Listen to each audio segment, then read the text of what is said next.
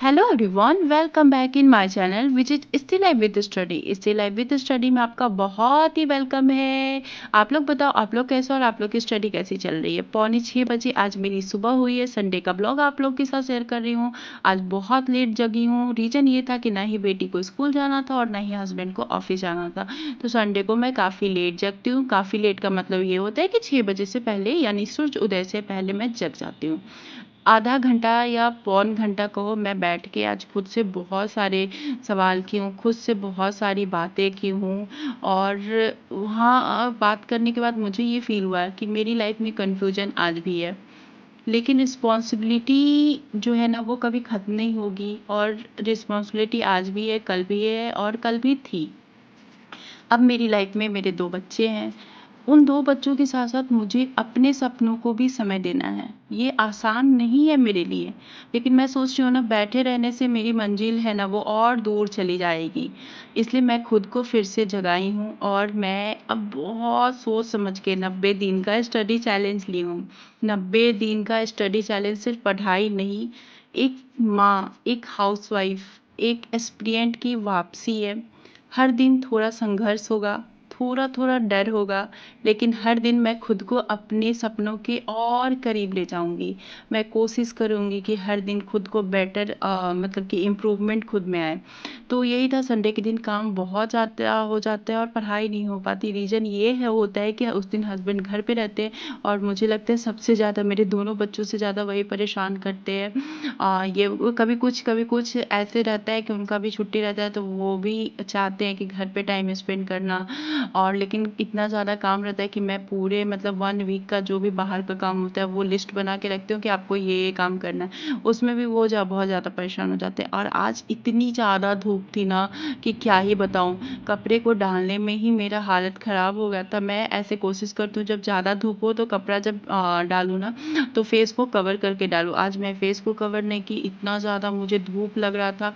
ऊपर से कपड़े बहुत ज़्यादा ही थे, 2 दिन के कपड़े थे, उसको मैंने वॉश कर दिया था।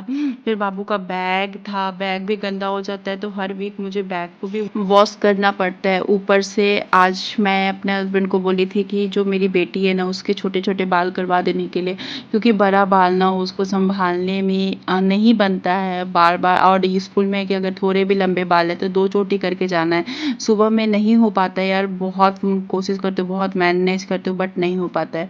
तो आज मैं सोची हूँ कि पढ़ाई तो नहीं करूँगी बट ऐसे ही जो करंट अफेयर का मैं मैगज़ीन मंगवाई हुई थी तो वही मैं खोल के देख रही थी कि इसमें क्या-क्या जो है वो मेरे मतलब कि जो मैं पढ़ी हूँ, क्योंकि आप लोगों को पता ही है कि मैं डेली करंट अफेयर का क्लास जो है वो एक क्लास शंकर सर का जो वीडियो मॉर्निंग में 5 बजे करवाते हैं ना वो करते हैं। तो वही मैं देख रही थी और बुक्स से पढ़ रही थी। ऐसे मैं स्टडी प्लान जो है आपके साथ इसी ब्लॉग में, इसी वीडियो में शेयर करूँगी। और यहाँ पर ना मेरी बेटी को मैं बोली थी कि थोड़ा देर अपने बालों के साथ रहो, टाइम स्पेंड करो, क्योंकि देखो हर लड़की को ना बाल पसंद रहते हैं। इसमें ये नहीं है, मुझे भी बाल बहुत पसंद होते हैं लेकिन मेरे बाल है ही नहीं तो मैं क्या ही बताऊँ। मेरे बाल बहुत बेकार है, बहुत पतले हैं और इतना ज़्यादा हेयर फॉल होता है। अब तो डिलीवरी के बाद बहुत ज़्यादा ये हेयर फॉल होता है।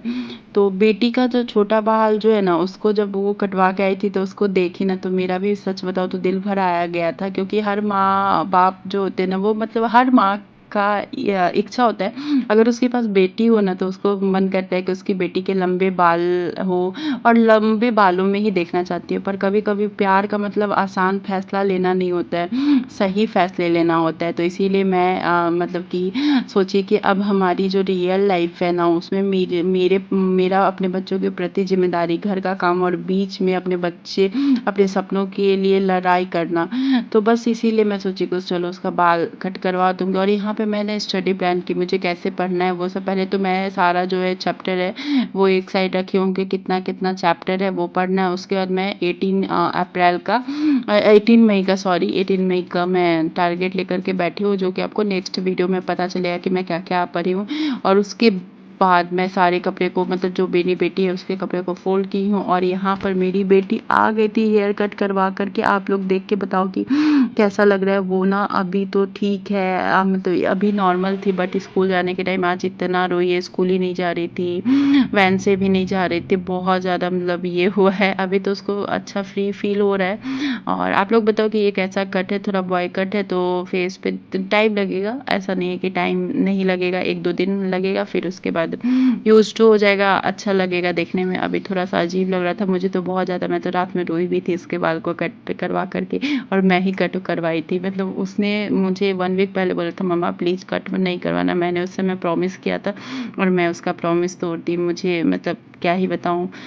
अब जब रिस्पॉन्सिबिलिटी जो मेरे सपने हैं वो जब पूरा हो जाएगा ना, तो मैं कभी भी उसका हेयर कट नहीं करवाऊँगी। और यहाँ पे रात के टाइम में मेरे दोनों बच्चे सो गए थे, उसके बाद मैं यहाँ पे बैठ गई थी कुछ पढ़ाई करने के लिए। कुछ क्या कोशिश की थी कि मैं पढ़ाई करूँगी, तो फिर मन किया कि चलो आप लोग को अपना साइंस का नोट्स दिखा देती हूँ, जो मेरा फिजिक्स और केमिस्ट्री का नोट्स है। कुछ इस टाइप से फिजिक्स केमिस्ट्री का बस नोट्स बना हुआ है, मैं इसको रिवीजन नहीं की हूँ, तो इसको भी रिवीजन करना है। नोट्स तो मेरे पास बहुत सारे हैं, बट रिवीजन करने में बहुत ज़्यादा मतलब कि टाइम लगता है, तो रिवीजन भी करना है। यही सब है। रात के 9 बज गए हैं और अब मैं सो जाऊँगी, क्योंकि मुझे सुबह में 3:30 से 3:45 के बीच में, 3:30 में जगना पड़ता है यार, 3:45 तो बहुत हो गए, 3:30 में जग जाती हूँ, क्योंकि छोटे वाले बेटे को फीड करवाने के बाद मैं 4 बजे बाहर निकलती हूँ।